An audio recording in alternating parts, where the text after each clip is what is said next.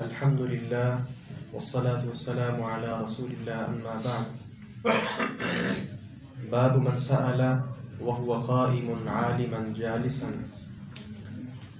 جو عالم بیٹھا ہو اس سے کھڑے کھڑے سوال کرنا یہ کیسا ہے؟ حدیث نمبر 123 ہے۔ قال حدثنا عثمان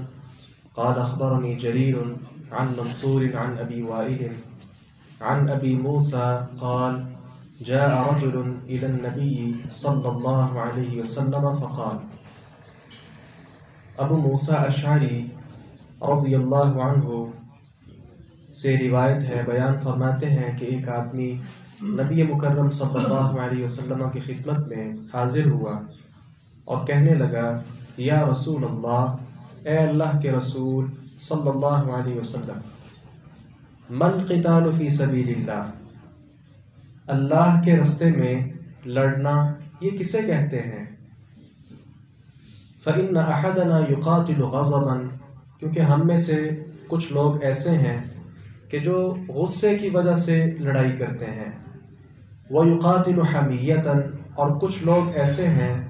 کہ جو حمیت کے سبب غیرت کی وجہ سے جنگ کرتے ہیں۔ فَرَفَعَ إِلَيْهِ رَأْسَهُ،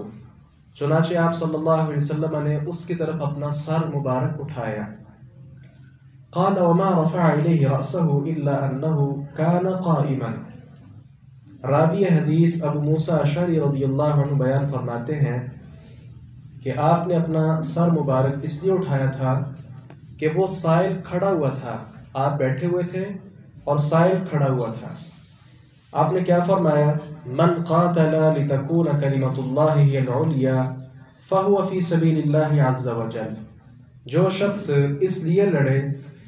کہ اللہ کا بول بالا ہو جائے تو ایسی لڑائی اللہ عز و جل کے رستے والی لڑائی ہے۔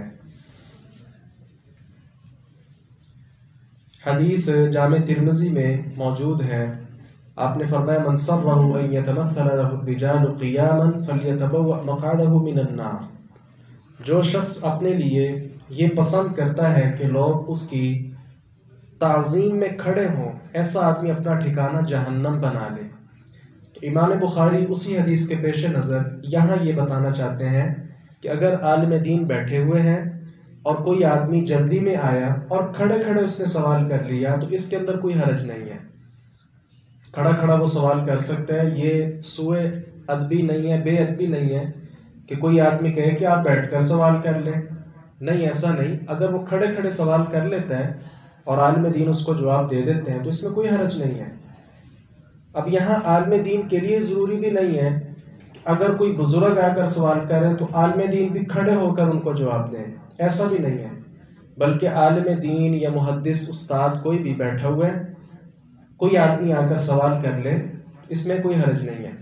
اضافی بات جو جامع ترمذی کی روایت میں مد نظر رکھیے کہ جو لوگ یہ پسند کرتے ہیں کہ لوگ میرے لیے کھڑے ہوں، ہاں اگر عالم دین بھی پسند کرتا ہے کہ لوگ کھڑے ہو کر مجھ سے سوال کریں،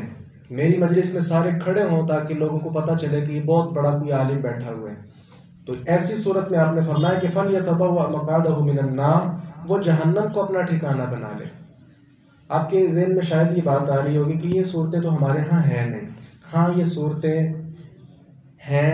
لیکن بہت زیادہ غیر محسوس انداز میں۔ مثال کے طور پہ ہمارے ہاں جو تعلیمی سیٹ اپ ہے،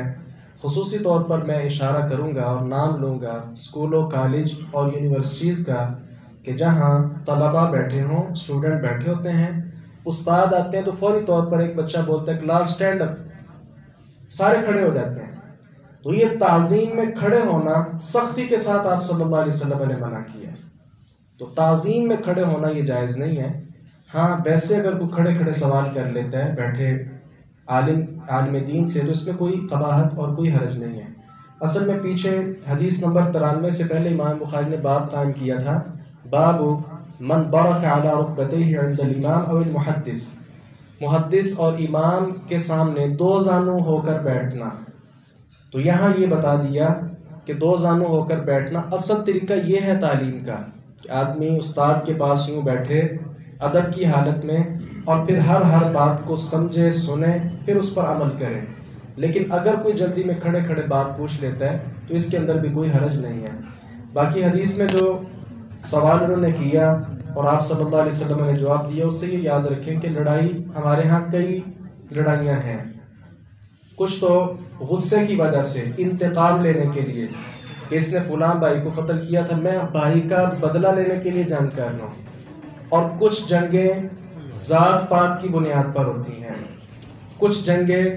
مال و دولت حاصل کرنے کے لیے ہوتی ہیں کہ ہم فلاں ملک سے لڑائی کریں گے، بدلے میں ہمیں مال آئے گا، کچھ جنگیں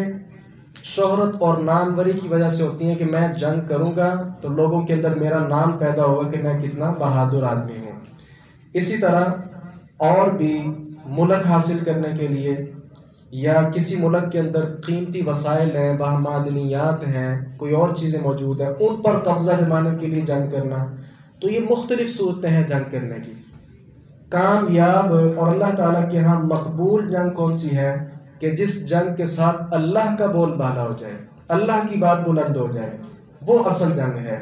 باقی تفصیل کے ساتھ یہ حدیث کتاب الجہاد میں آئے گی اور وہاں مزید اس کے متعلق تفصیل جو ہے ہوگی۔ یہاں بس یہی یاد رکھیے کہ اگر عالم دین بیٹھے ہوئے ہیں، کوئی آدمی آ کر کھڑے کھڑے سوال کر لیتا ہے تو اس میں نہ اس کے لیے کوئی حرج ہے اور نہ عالم دین کے لیے کوئی حرج ہے کہ وہ بیٹھ کر جواب دیں۔ اللہ تعالیٰ سے دعا کیجیے باری تعالیٰ حق بات کو سمجھنے اور اس پر عمل پیرا ہونے کی توفیق عطا فرمائے۔ وآخر دعوانا الحمد للہ رب العالمین۔